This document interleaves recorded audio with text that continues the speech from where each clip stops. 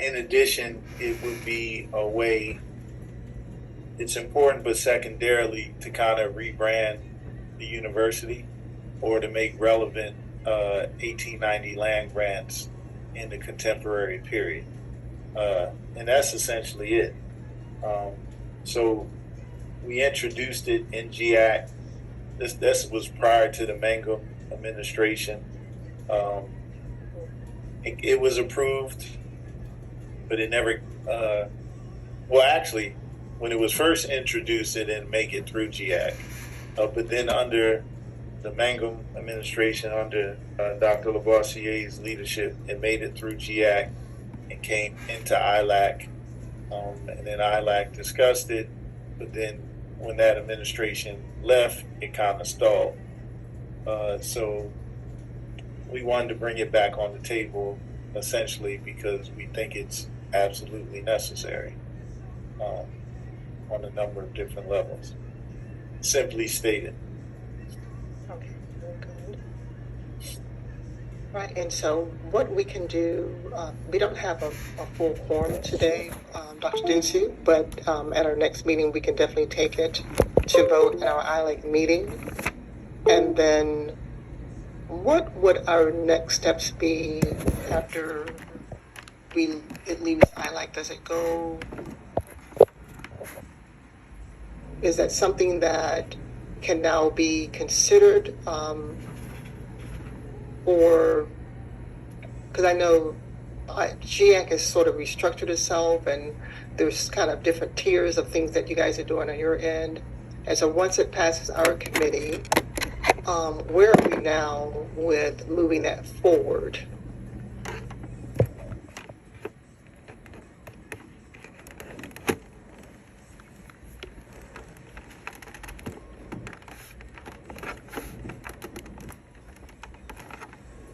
It doesn't need to go to faculty senate, does it?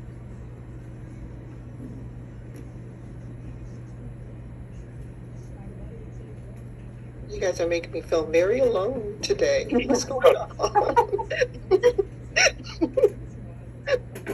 I'm not sure of the process for this particular thing. I don't know if we have one. Because typically, and I think I'm right about this, and I don't think it needs to go to faculty senate. I think once we approve it here at our level, the unit can we can present it, and so units can make the decision outside of the main three objectives that we know they need to have. They can decide on the other two independently. Is that correct? Because this is just going to be a recommended outcome, correct? Right. Yeah. So, unfortunately, we have not had the experience of trying to get one through like that in the past few years. So we really have to kind of feel our way through that right now. But if it's just going to be a recommended outcome, then it's something we can discuss and we can push as far as, hey, this is some work that's happening on campus through agroecology. Agroecology, thank you. Sorry, Dr. Dinsu, I was trying to pull it, but it wouldn't come. And how they can incorporate, like how they can partner with you all to incorporate sustainability and whatnot into their work and their course, and then reflect that in their objectives. So we can kind of work on how we would package that and push it across campus, but it's not necessarily a mandate. So we may just have to, after we talk about it in this committee, bring it back up in GAC, mention it through faculty senate as far as the direction we're going with it, and then move forward from there. And just be very clear, it's not a mandated institution level outcome, it's a strong suggestion, and then kind of give them the tools for how to work it into their work. Okay, Dr. Dinsu, I think you had your hand up, yes? Yeah, two things. So, that Center for Agroecology along with Dr. Taylor, but this is genuinely a collaborative thing. So the Sustainability Institute, the School of Environment, College of Agriculture and Food Sciences, and so all these people have done work like this and informed it, I'm just playing my role in trying to bring in the Ilac. Okay. And at some point, though, I think the consensus would be among those people that did the work is that we want the university to consider it to actually be a formal mandated outcome. Now, what's the process to get to that? That's a And that's so a we make that a formal recommended outcome for the sciences that are dealing with the environment. And I do have to flag, currently the only mandated student learning outcomes that we had came down from BOG. Right. So institutionally, there's not a set of mandated student learning outcomes.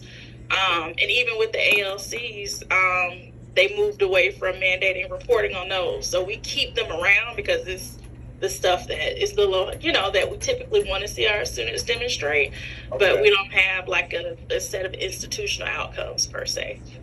So that's why I'm thinking we can help spread it, by helping folks give them the tools for how they can integrate it more. But I got you. Okay. And then the other thing, Dr. Burney, and it wouldn't only be limited to the natural sciences. So that's probably the processes that are being described, how to strategize to put that in place to help facilitate all of this. And I think in the minutes you even mentioned an example of how it was incorporated into social work.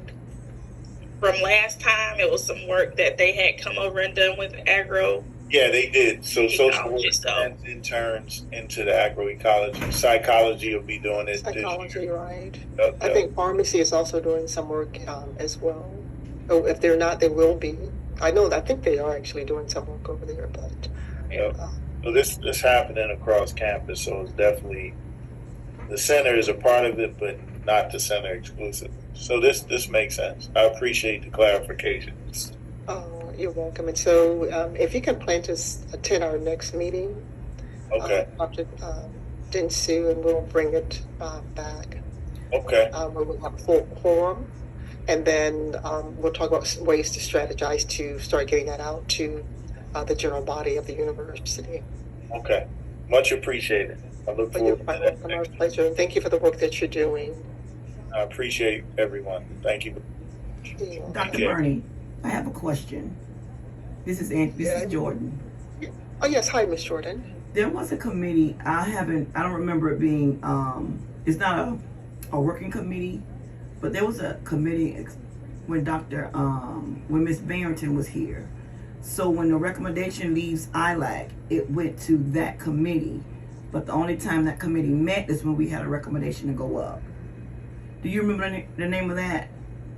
I do know. I don't think that committee exists anymore. Right. Okay. But I know that was that they process. made at that level. Yes, that committee doesn't exist anymore. Okay. That's what I know. When recommendations come from GAC to ILAC, it usually go to that particular committee to move forward to go wherever it need to go, faculty senate or. Right. Exactly. Okay. Okay. So I'm thinking, because this is not, it would be the choice of the unit to decide if they want to use this particular student learning outcome.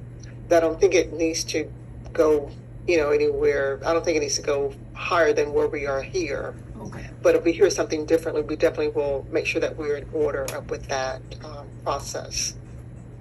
Okay. Okay. Thank you, Ms. Jordan. Thank you so much.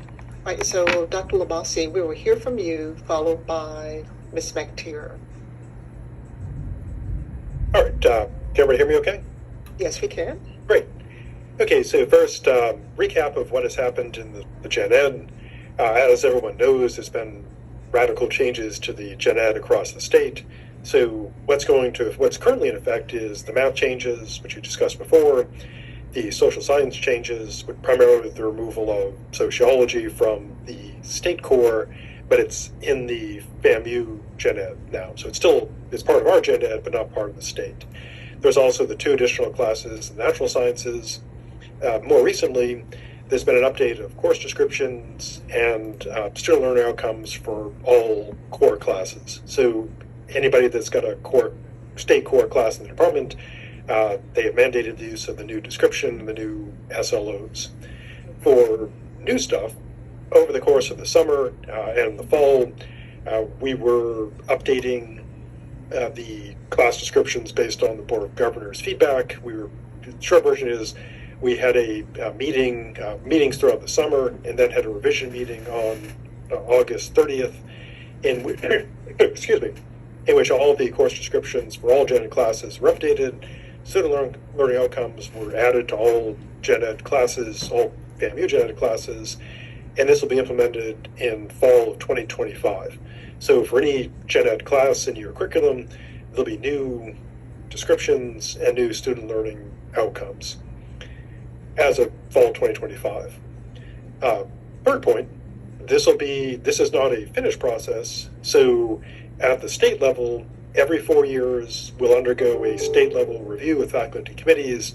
So what was done last year in the fall, we'll be doing this every 4 years. So Gen Ed will be revised at the state level every 4 years. Just this is going to be an ongoing thing.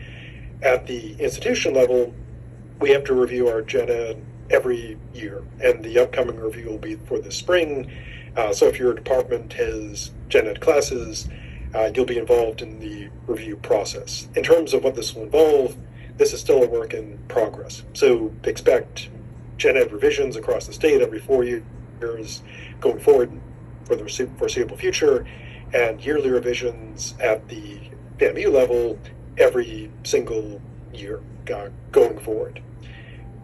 For the revising classes, the GIAC committee and the General Education Steering Committee, we have a revision description guide based on the state guidance that's available. There's also a video guide to do this. So if you to make sure the revisions comply with the laws, this is not legal advice. This is based on my experience being on the committee and looking at going to various meetings throughout the state on what the state is looking for. And this will provide, if you're not sure, like what do I do, what do they want in it, this PDF guide and video guide provides a guide to how to do this. Again, not legal advice, not any discussion of the merits or politics of this, just simply this is what they seem to be looking for.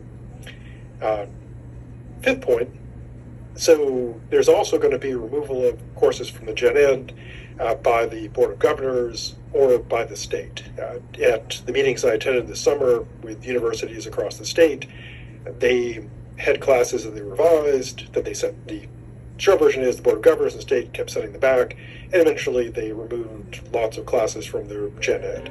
And so we can expect that it's likely that the Board of Governors of the state will either mandate removal of some classes from the Gen Ed, or will keep sending back the revisions as unapproved until we decide to just drop the classes. And so we do have a process on board. If they mandate removal, we have that process in place. Essentially, they tell us we can't have the class anymore. GIAC has a letter. We send it to the curriculum committee. They say this is what the state said, and then they're removed from the general ed. So we have that process in place. We also have a course cleanup in-house going into place. Dr. Idol identified all the courses in the Gen Ed that have not been taught since 2020, and we're asking departments, do you wish to keep these classes that have been taught, or is it okay to remove them? And we have an expedited removal process in which GIAC compile, once we've checked it up with the departments to see if they want it to be removed or not. If they're okay with it being removed, we put together a list of the courses to be removed. We send that to the curriculum committee. They put it through the process, and then it goes to the registrar, and then the courses are, if approved, the courses are removed. We also have a normal removal process. If any department wants to remove classes from the Gen Ed, it's essentially very similar to adding a course, except instead of saying we're adding this course to the Gen Ed, you use the standard forms for it, except you just check change from Gen Ed to non-Gen Ed, and it goes to GIAC, goes to the faculty senate, goes through the process, and then if it all gets approved, it gets removed. Last thing we did for GIAC was actual assessment stuff. Was we have the survey for 2024-2025 was put out for review, and so far it's been approved. So we have the survey going ahead. So those are the biggest changes to the Gen Ed. And again, this process will be ongoing. So this year we'll review the Gen Ed again, and every year for the next foreseeable future, and every 4 years at the state level. Thank you. Any questions? Excellent.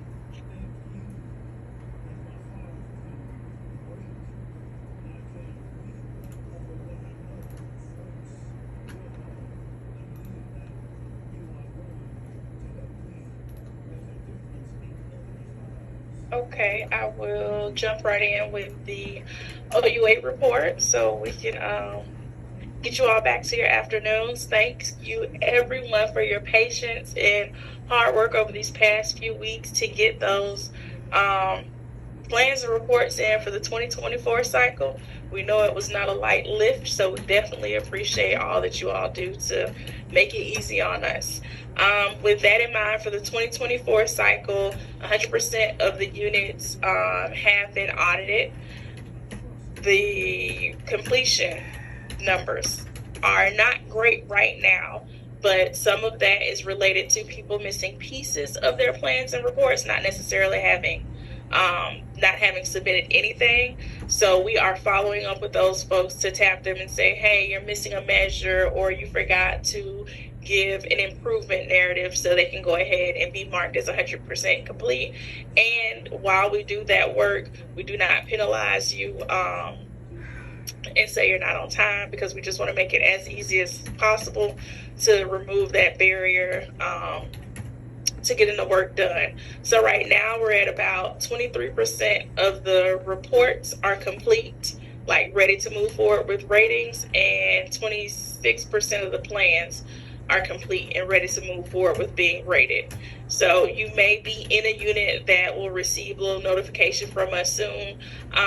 Just be responsive, please, and let us know the timeline, a feasible and reasonable timeline for you to get that information completed, because we do want to, while the understanding in our own division is that we're committed wholly to reviewing plans and reports and getting those quality ratings in, we want to have the content in there, because there's only a small window of time where they're going to say, we'll take it easy on assessment because we know they got a rate.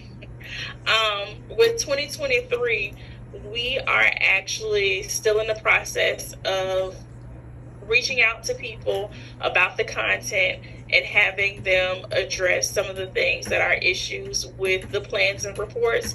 So you'll notice that we did not disseminate a report yet on the 2023 plan and report cycle. It's just because between us moving to the new rubric and there only being 2 of us that completed the ratings, it's taken a while, and we did want to be more hands-on with folks. And I think Dr. Hunter is the only person on the call today that has had this experience with me, where like you get an actual Word document that shows you things that I've changed, things that I flagged for you to still change. It's pretty intense. It's not meant to be overwhelming, but it is trying to get everyone started on the strongest path forward that we can. So those quality ratings will just continue to improve year over year. For those who have gone into the system and seen their scores, please remember that we're on the revised rubric now, right? So the max score is 4. So don't be surprised if you don't see a 5 in the system. 5's not there anymore. Max score is 4. So don't be alarmed by that. Moving on from the assessment cycle, the assessment day, as Dr. Burney mentioned, is going to happen in the spring. We've moved to an April assessment day. We're going to try to give a little bit more distance between assessment day and the end of the semester, because I know we've been running pretty close to that in the past couple of years. So we will try to keep a mind to that in the future. But our theme for the 2025 assessment day is assessing what matters, assessment as a tool to enhance student and university outcomes. So we really want to focus on the end-to-end examination of the key aspects of your service and how will your service in, let's say, what you do in your unit, and how will you incorporate that into what you measure. From objectives to closing the loop, have you considered the pain points associated with your core work and how you reflect that in your assessment? Do your outcomes align with the core work that feeds the institutional mission, vision, and strategic priorities? So if it's reflected in our strategic priorities, it's something that matters to the institution, how well do you consider that as you develop your course level objectives or your program level objectives? My apologies. And are we measuring the impact of our improvements year over year to see if they work, and tying those to budget? So if it matters, are we reflecting it heavily in our assessment? Are we looking back over it year to year? And are we tying it to budget? Because that's the next kind of space where we would like our units to go. The call for proposals will open up this semester. Please submit, as we want to have a variety of assessment related presentations, and we want great representation of Ilac. If you want any information about that, please just reach out to me. I'll happily send whatever you need over. The next assessment boot camp, that is our standard assessment training, will be February 26, 2025. Again, it'll be offered hybrid and in person. The registration link for that will go out soon. If you are in a unit where you have new assessment people, please have them come to the boot camp. That's where we go over each of the components of the assessment plan and report and break down what we're looking for. That's where we talk about how to navigate Nuventive, the data that's available through the assessment office and SPATE in general. All of that is covered in the boot camp. So if it's anybody who's new or anybody who you know will be stepping to the forefront of assessment in your area, please encourage them to come to the boot camp. And that's February 26, 2025. Ilac support. We really want to make sure you're getting as much as possible out of your time in these meetings. So we want to see what are the key topics, processes, components, whatever it might be of program level assessment that you want addressed this year in Ilac. If we're coming together and dedicating this time, if there's something that we need to address, talk to you more about, or hash out as a committee, we really want to gather that data from you. So to make sure we can get that information from you, we are going to send out a survey to hopefully generate a list of topics that we can integrate some learning components into these meetings, like from the assessment office each time, okay? The survey will be out by, at the latest, September 26th. It'll close on October 4th. So it's going to be a quick turnaround. Hopefully it'll be out earlier than September 26th, but just kind of looking at the lay of the land over here in our office, at the latest is going to be the 26th. And that link, we'll send it out to the Ilac folks, and Dr. Burney, I'll send it to you so you can kind of prod people to complete it. Specialized accreditation self-study. Again, Dr. Hunter, sorry to call on you, but we actually had the opportunity to participate with SJGC in their self-study work as they prepare for their specialized accreditation. And we had the chance to sit down and not only talk about the plans and reports, what they should address and the holes they should close prior to submitting documentation showing what they've been reporting on. They also gave us the opportunity to review their assessment related narrative. We are happy to provide that level of support to whoever needs it as you go up for specialized accreditation or anything like that where assessment is incorporated. And we do ask that you pull us in as early as possible. A lot of times we get pulled in on the back end where you might have some findings or be cited related to assessment. And we really want to open it up to have you all have us come in before, so we can hopefully avoid running into any issues as you go through the specialized accreditation process. As we're speaking, here, Mhm. Miss there. Of course, One sorry. of the things I do, just like, I'm sorry. One of the things I do know from my experience, and Ms. McTeer is absolutely correct. The work that we do every day with assessment and the data that you're collecting can be very instrumental in providing the same data for your accreditation. In fact, it's going to bolster it. It's going to make it look better. It's going to make it look great. And so, and I do agree that the earlier you get the OUA involved in that process, it's going to really help with that accreditation process. And so I can think about several programs right now at our university that can benefit from that. And so please, please, please, please make sure that your units are involving the Office of Assessment in your accreditation processes, because it really will make that the reporting, the development of your reports go a lot easier and smoother because of the data that you have to demonstrate what you're doing. Thank you for that, Dr. Bernie. Yes. While we're talking about accreditation, I'm sure we are all familiar with the legislative mandate that was passed down a year ago, maybe 2 years ago, regarding having to change institutional accreditors. The update on that is that the first of the state university system institutions has received approval from the U.S. Department of Ed to go ahead and switch accreditors. So it's an involved process where you have to ask for permission to switch before you can switch. So they've been allowed to proceed through and move on to looking for a new accreditor. So the expectation is that all of us will be allowed to move forward with the new accreditor. So there will be some conversations probably over the course of the academic year, maybe extending into next fall, about what that will look like for us, particularly as it relates to assessment, because everybody's got an assessment component. So we'll just have to make sure we're meeting the metrics for our new accreditor as we move forward. So that's just something to kind of keep in the back of your mind. Nothing pressing for right now, but I do want to make sure we know that that's on the horizon. Let's see, we will be out of office, both George and I will be out of office for the Assessment Institute, IUPUI, from October 26th through the 29th. So if you do have any requests or needs and they're going to fall in that window, please try to follow up with us as early as possible so we can make sure we meet your needs before we leave.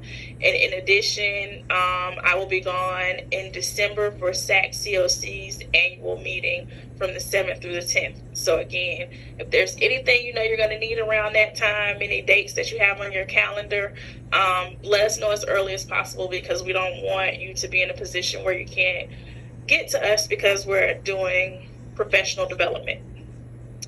All right. That's it for the assessment office. Any questions? Okay. All right. Thank you. Oh, I'm sorry. Dr. Farmer, go ahead.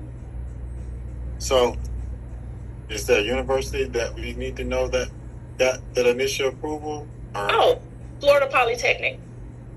Oh, okay. Yeah.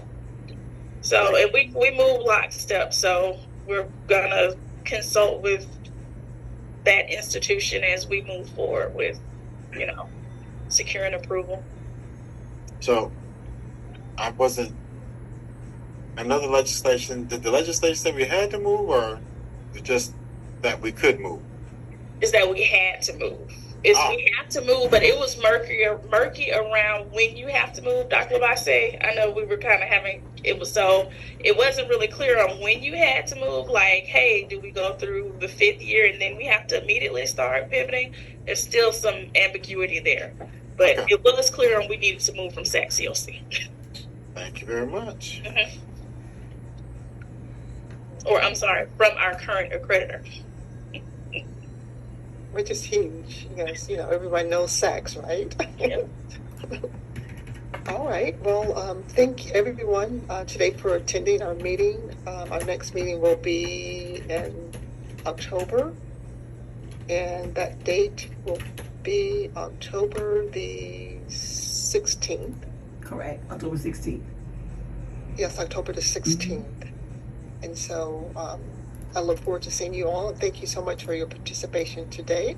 If there's nothing else, we would consider ourselves adjourned. And please continue to have a great day. Ms. McTeer, if you could hold on.